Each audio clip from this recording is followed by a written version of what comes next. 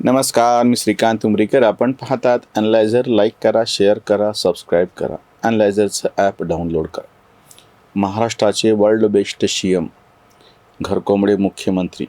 आता माजी मुख्यमंत्री असा शब्द मी खरं तर तांत्रिकदृष्ट्या वापरायला पाहिजे, पण शेकडो म्हणजे मनामध्ये ज्यांची प्रतिमा काय म्हणता येईल तसं की वर्ल्ड बेस्ट CM आहे, त्यांना आपण माजी मुख्यमंत्री कसं काय म्हणणार? त्यांच्या सैनिकांच्या भावना आहेत, त्याच्यामध्ये आपण कशाला काही मध्ये पडा. त्यांची जी काही विधिमंडळाची कारकीर्द होती 2000मध्ये, ते जेव्हा या विधान परिषदेवरती महाराष्ट्राच्या बिनविरोध निवडून आलेले होते, ते 6 वर्ष पूर्ण झाले आणि त्यांना निरोप देण्याचा कार्यक्रम विधान परिषदेमध्ये पार पडला. त्यांचं भाषण यूट्यूबवरती आहे, त्याच्यावर बऱ्याच जणांनी व्हिडिओ केलेत. मी काय त्याच्यावर वेगळं सांगायची काही गरज नाही. इतका वाईट शब्द मला वापरायचा नव्हता, पण आता ते वापरणं भाग आहे की तुम्ही ते शेवटचं त्यांचं भाषण म्हणजे विधिमंडळातलं ह्या कारकिर्दीतलं पुन्हा येईल असं जर ते म्हणले असते आणि जर पुन्हा विधान परिषदेवर आले असते, येतील. आणखी एकच जागा आता शिल्लक आहे विरोधकांच्या हातामध्ये, आणि जेव्हा आता नंतर लगेच निवडणुका होणार आहेत, जर ह्यांनी काँग्रेसचे आणि शरद पवारांचे पाय धरले आणि त्याच्यानंतर देवेंद्र फडणवीसचे पाय धरले आणि निवडणूक बिनविरोध होण्यासाठीचं काही ठरवलं, तर शक्यता आहे उद्धव ठाकरे परत सभागृहात येतील. ती गोष्ट वेगळी. पण आत्ताच्या सध्याच्या कारकिर्दीतलं त्यांचं शेवटचं भाषण ते ऐकल्याच्या नंतर कोणाच्याही असं सरळ साधी गोष्ट मनात येईल की ह्या माणसाला जी काही संधी मिळाली त्याचा शेवटपर्यंत ह्याला उपयोग करता नाही आला. तुम्ही गाढवाला कितीही घोडा म्हणा, तो शेवटी 2-3 लाथा झाडून सांगतो की मी गाढवच आहे. तुम्ही जरी म्हणलं तरी मी काय घोडा नाही. घोडा समजून त्याच्यावरती झूल घातली, त्याची मिरवणूक काढली, त्याच्यापुढं बँड वाजवला, त्याच्यापुढं सगळे नाटकं केले. पण जे मूळ आहे ते कसं काय बदलता येऊ शकेल? यांची काहीतरी पात्रता, तुम्ही मुख्यमंत्री पदावरती बसलेल्या होता, कुठल्या कारणानं का होईना, पवार काकांच्या मांडीवर जाऊन का होईना तुम्ही मुख्यमंत्री झाला होता, भाजपला टांग देऊन का होईना, ते सगळं ठीक आहे. तुमचं मुख्यमंत्रीपद गेल्यानंतर तुम्ही आता माजी मुख्यमंत्री आहात ना, तर तुम्ही तुमचा तो आप ठेवून घ्यायला पाहिजे होता. पण ते काही टोमणे संपायला तयार नाहीत. शिंदे मिंदे सगळं करून झालं, सगळं आरडाओरडे सगळी बॉम्ब करून झाली. सर्वोच्च न्यायालयामध्ये अजूनही ती केस लटकलेली आहे. आणि आता हे जेव्हा निरोप समारंभाचं भाषण चालू असताना तरी जी संधी उलट देवेंद्र फडणवीसांनी घेतली, त्यांना जे काय मारायचे ते शालजोडीतले सभ्य भाषेमध्ये टोमणे मारून घेतले. आता पूर्णपणे या सगळ्या व्यवस्थेवरती आमची हुकूमत कशी आहे, म्हणजे काय काळ तरी सूड उगवतो की ज्या माणसाला तुम्ही मुख्यमंत्री होऊ नये म्हणून त्याचे फोन नाही उचलले, त्यांना धोका दिला, तुम्ही महाविकास आघाडी नावाचा जांगडगुत्ता काकांनी जो केला होता त्याच्या जाळ्यामध्ये अडकून यांचं तेव्हा पद रोखायचा प्रयत्न केला. म्हणजे ते की तोडीला तरू फुटे आणखी भराने, किंवा ते स्प्रिंग दाबलं की दुप्पट जोरानं वरती येतं, तसं मी पुन्हा येईलची टिंगल केली तर पुन्हा येईन अशा जोरानं येऊन बसले ते की त्याच्यामध्ये तुम्हीच कुठं तुमचं काय नामो निशाण उडून नये असे त्या झंझावातामध्ये उडून गेले. हे शेवटचं भाषण, त्याची तरी संधी होती शांतपणे व्यवस्थित विधिमंडळात आपण बोलतो आहोत. या 15-16 कोटीच्या महाराष्ट्रामध्ये आपण बोलतो आहोत, सगळ्या जनतेला संबोधतो आहोत. तर त्या निमित्तानं एक अतिशय चांगलं काहीतरी विचार तिथे मांडता आले असते, पण ते काहीच नाही. परत पुन्हा तिथेही त्याच पद्धतीची भाषा सगळी. म्हणजे ह्या सगळ्यातून म्हणजे 6 वर्षातून काय झालं? शून्य.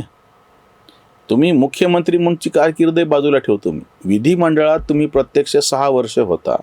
सर्वोच्च सभागृह आहे हे महाराष्ट्रातल्या लोकशाहीचं. त्यामुळे तुम्हाला ही जी संधी उपलब्ध झालेली होती त्याचा एक काहीतरी तर फायदा घेऊन घ्यायचा, पण ते काहीच नाही.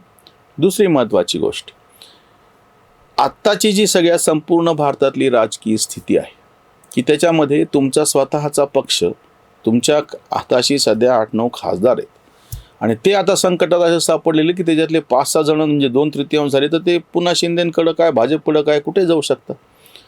टांगती तलवार तुमच्या डोक्यावरती येऊन बसलेली आहे. महाराष्ट्राच्या विधिमंडळामध्ये काही गरज नाही तुमचे आमदार 20 आमदार कोणाला फोडायचे.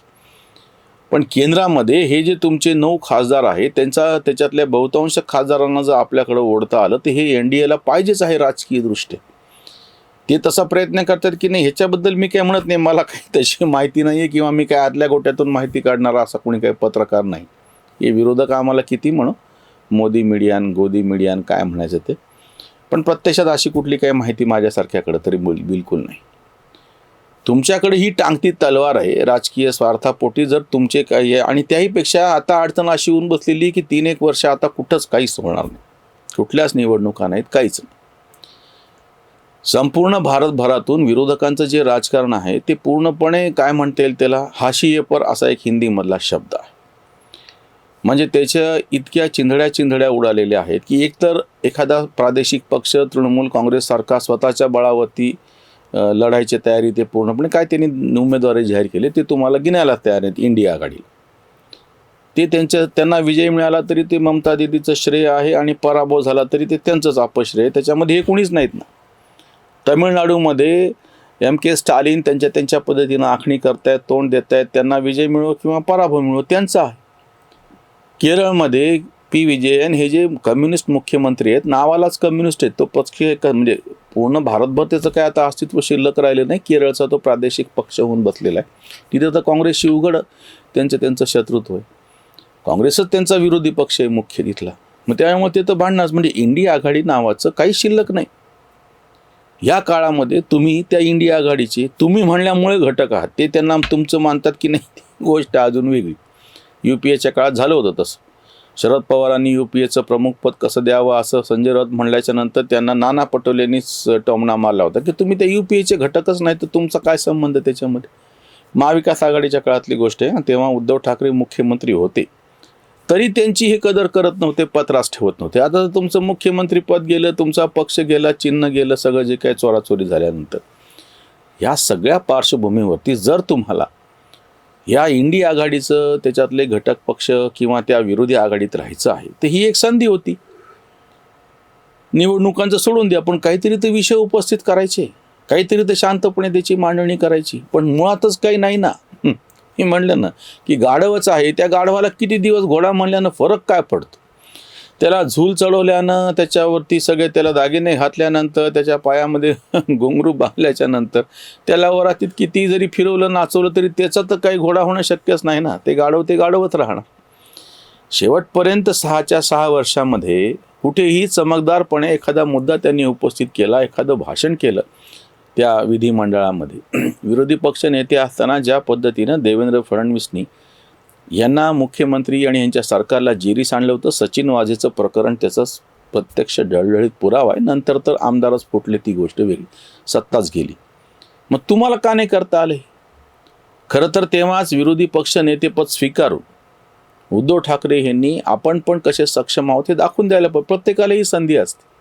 तुम्ही मुख्यमंत्री असता तेव्हा संधी असते, तशीच तुम्ही विरोधी पक्ष नेते असता तेव्हाही संधी असते. ही सगळी संधी गमावल्याच्या नंतर पुढं काय बोलायचं. त्यांच्यावरती एक फार चांगली कविता, मला त्याचा मोह होतोय तुमच्याकडे शेअर करायचा. माझी उसंतवाणी तर मी नेहमीच ठेवतो. ऋषिकेश ऋषी म्हणून आमचे एक मित्र आहेत आणि ते वेगवेगळ्या नावानं अशा सगळ्या गंमतशीर उपहास कविता समाज माध्यमावरती फेसबुकवर टाकतात. उद्धव ठाकरेंची जी कारकीर्द परवा संपली विधान परिषदेच्या आमदारकीची, आणि त्याच्यावर त्यांनी मर्ढेकरांच्या भाषेमध्ये, मर्ढेकरांचं स्मृतिदिन जवळच आलेला आहे, त्याच्यामुळे फार नेमकं त्यांनी ती संधी साधलेली. मर्ढेकरांच्या भाषेमध्ये एक फार छान अशी कविता उद्धव ठाकरे त्याच्यावर केलेली आहे. किंबहुनाचा निरोप घेता परिषदेच्या भिंती रडल्या, किंबहुनाचा निरोप घेता परिषदेच्या भिंती रडल्या, न लाभलेल्या सहवासाच्या विरूप डेंटल कथाही घडल्या. दंतकथाला छानपैकी डेंटल आणि त्याला असं मेंटल वाटावा असा शब्द वापरलाय. किंबहुनाचा निरोप घेता रडले फुटकळ क्षीण टोमणे, गहीवरू नका फुटले 12-15 वेळे विकल चोमणे. किंबहुनाचा निरोप घेता द्वारपालही निराश खट्टू, रंजनासका मिळेल ऐसा पुन्हा कधीही पडवळ पट्टू. किंबहुनाचा निरोप घेता हिरमुसलेल्या खुडक कोंबड्या, उबवित घरुनी कायम आता मुलाखती घ्या लंब्या चवड्या. किंबहुनाचा निरोप घेता भकला भाकड भिकार भोंगा, किंबहुनाचा निरोप घेता भकला भाकड भिकार भोंगा, उडवत भिवया राऊत रडका हमाम बाहेर उरला नंगा. किंबहुनाचा निरोप घेता हसले हरखुन विधान वारे, किंबहुनाचा निरोप घेता हसले हरखुन विधान वारे, लज्जित होऊन बंद जाहली भवनाची ती मागील दारे, भवनाची ती मागील दारे. आणि त्यांनी खाली जे कवीचं नाव दिलेले कवी खंजीरलाल कोथळे कावळ्याची वाडी. इतक्या पद्धतीनं समाज माध्यमावर तुमची उडवली जाते, ती व्यवस्थित सभ्य भाषेमध्ये. ते एरवी मोदी आणि NDAला विरोध करताना अतिशय घाणेरडी भाषा विरोधकांकडून वापरली जाते. त्याच्या नेमकं उलटे ह्यांच्यावरती टीका करताना अतिशय सुंदर आणि काव्यात्मक अशी भाषा या आमच्या मित्राने वापरलेली आहे. आजची ह्या सगळ्या ह्याच्यावरची उसंतवाणी. आमदारकीची मुदत संपली, आमदारकीची मुदत संपली, टोमण्यात गेली कारकीर्द. विधिमंडळात घडलेना काही, फुकटचं बाही सावरली. राजकारणाचा नाही म्हणे पिंड, कशासाठी धिंड काढली. घर कोंबड्याला शोभते मातोश्री, खरी ती इतिश्री कर्तृत्वाची. ज्याला दिला धोका खोटेचा आरोप, तोच दे निरोप सभागृही.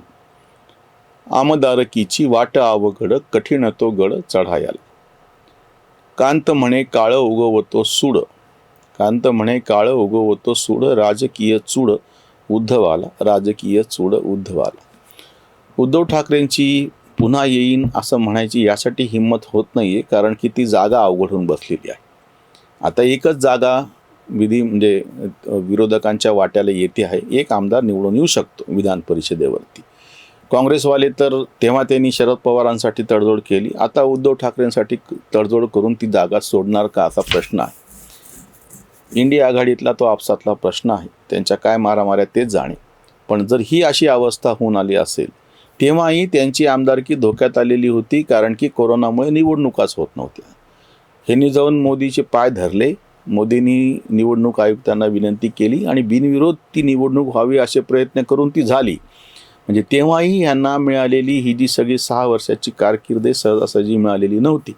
तेव्हाही काँग्रेसने उमेदवार देतो म्हणलं होतं, निवडणूक झाली असती तर परत पंचायत झाली असती. तेव्हा यांनी धमकी दिली होती राजीनामा देतो म्हणून उद्धव ठाकरेंनी. खरं तर त्यांनी जेव्हा त्यांचं सरकार कोसळलं, मुख्यमंत्री पदाचा राजीनामा दिला, त्या जोडीनंच आमदारकीचा पण राजीनामा घोषित केला होता, जो दिलाच नाही. ठीक आहे, त्यांनी दिला नाही म्हणून काय झालं, 4 वर्षानंतर का होईना ती वेळ आलीच, मुदतच संपली, आता जावंच लागलं. बघूत पुन्हा येतात की नाही ते. दुसऱ्यांना पुन्हा येईन म्हणून टोमणे मारणं सोपं असतं, आता स्वतःची पुन्हा येईनची म्हणायची हिंमत आहे की नाही ते बघूयात. इथेच थांबूयात. धन्यवाद. स्वधर्म जागृतीचा विधायक बुरुज, Analyzer News.